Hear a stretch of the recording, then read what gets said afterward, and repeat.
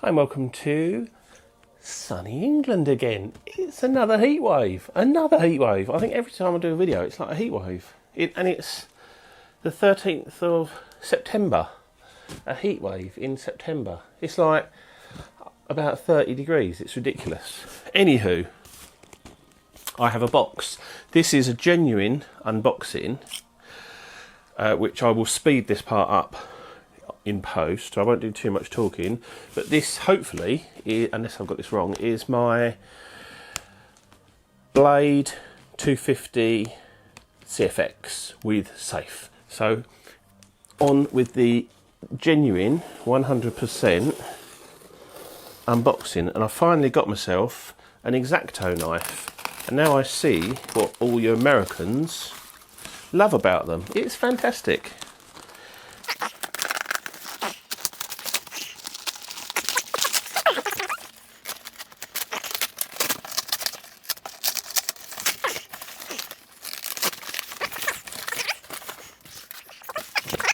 Get this the right way up. Oh, there you go. There's the box. Blade. Oh, hang on. Blade 250. My opinion of this, from what I've seen and looking at the specs, is it's an intermediate. So this isn't. If you're a fully fledged 3D'er, then I don't think this is the model for you. I think there are other models which are better suited. This is for someone like me, who is just starting to get into a bit of 3D. I'm flying inverted now and doing a few more stunts and getting just more confident with it. And I think this is the kind of thing that should help me with that. But I'm going to see.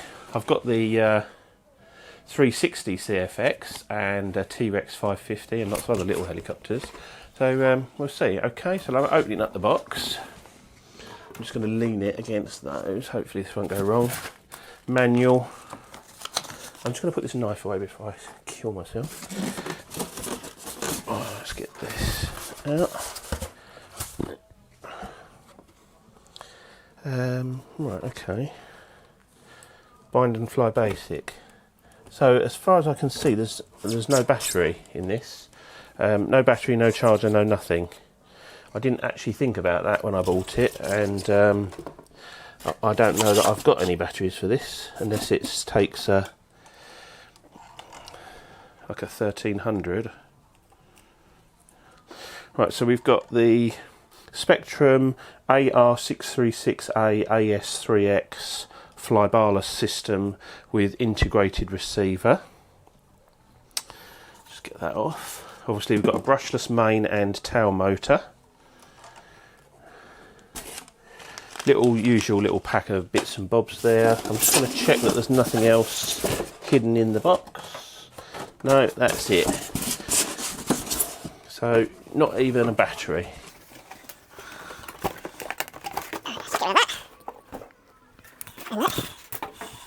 Okay, so there it is. Let's have a quick look. One of the things I didn't like about it was that there's no boom supports, so that is something I'm going to definitely add on. I'm sure there'll be an aftermarket part, but I'm going to see if I can fashion something. I've probably got something that I can use in the old spare box, and but we'll see. But yeah, I don't like the look of it without. I just like the look of the boom supports. Whether they do anything or not is irrelevant. So we've got a plastic swash, and all the head is plastic. Carbon side frames. Aluminium battery plate. Got the nice servos, which are the same as the ones in the, I believe, in my, I can't see the numbers on them, but I think HS 3050s are the same as in my 360 CFX, so we know they're going to be good. Obviously that's the main gear, and there's no other drive for that because there's a tail rotor motor thing. Interestingly, they've put that on 2 pads on the back. That looks a bit sort of afterthought, Heath Robinson. Interesting.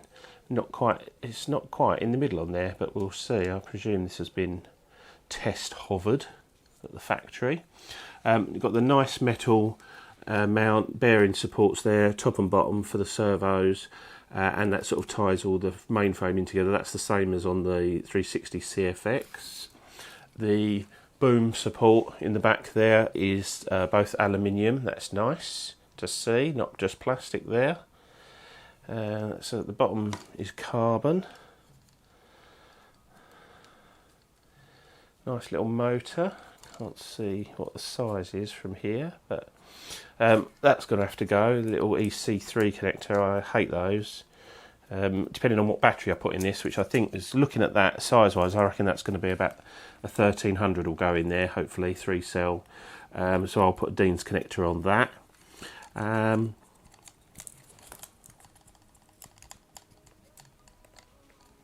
Just look in there, the mesh. All looks good. Okay, so yeah, it looks fine. Absolutely fine. Let's just have a little look at the towel. Nice little motor. Looks nice and chunky at the back. Boom looks reasonably chunky. We've got dual antennas, the little stumpy one, and then the long one out the back there. That's a bit, not keen the way that hits the boom there. And I think if I put a support in, I'll do that differently as well. That's not very well thought out. Speed controller's in the bottom there. That's okay. Can't see what it is. Yeah. Okay. Size-wise, it's about what I thought. It is obviously much smaller, and I'll do a comparison when I've got this all up and running to the 360 CFX. And I guess this is about the same. Looks about the same size as the 230. The Blade 230 and the 200, I think probably a little bit bigger than those. It's yeah, definitely smaller than a 400 size, but quite a nice size, sort of size that I could probably get away with flying over the park, depending on the head speed.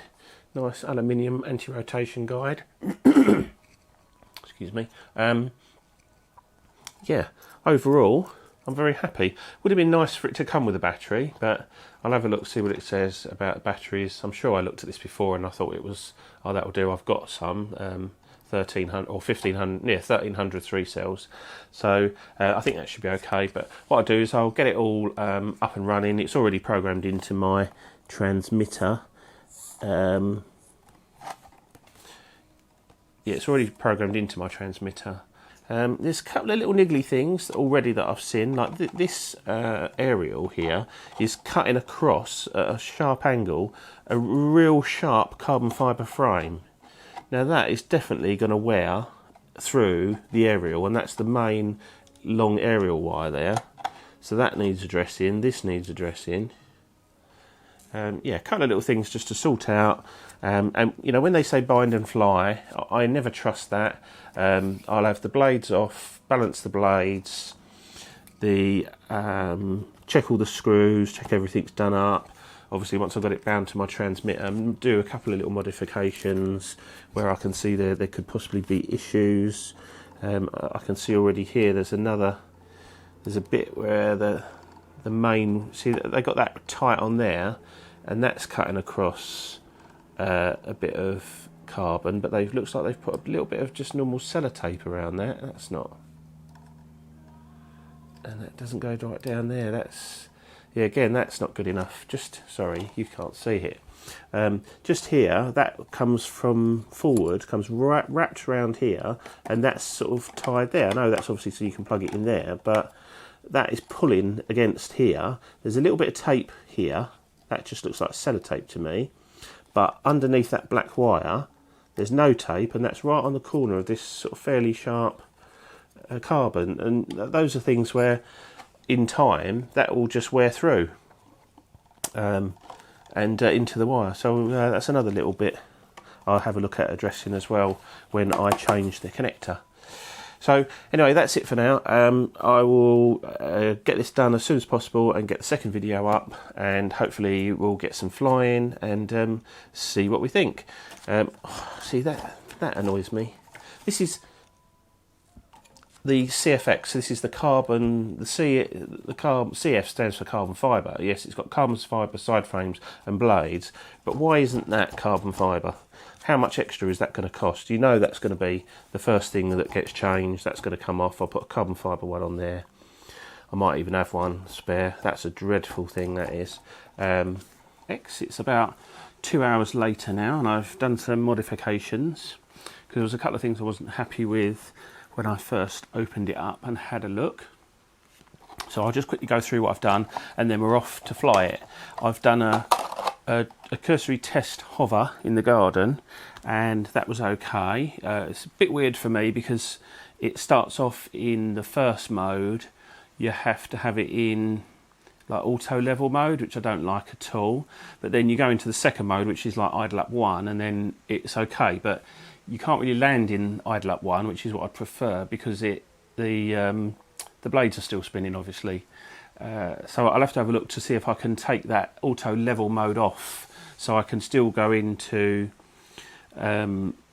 my sort of landing mode, but without the auto level, if you see what I mean. So yeah, that's something I'll have to look at in the programming. But the little modifications I've done, firstly, I changed the plug to a Dean's, because that's what I fly. All my plugs are Dean's.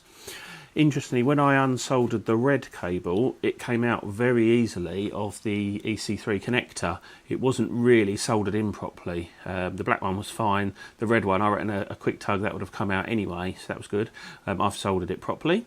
1300 battery fits on there perfect, so that's what I'm going to go with.